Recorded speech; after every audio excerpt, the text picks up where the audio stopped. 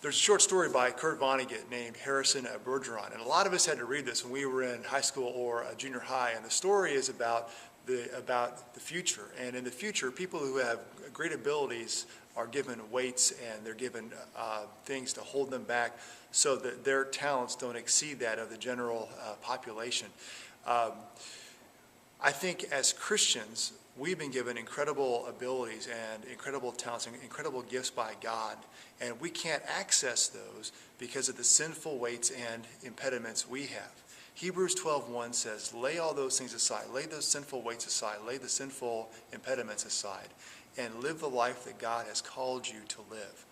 This week's devotionals are focused on how do we lay aside those sinful impediments, those sinful weights, those things that have been weighing us down for weeks, months, years, maybe even decades, maybe even our entire life. How do we lay those things aside so we can really find freedom to be the person whom the Father has called us to be?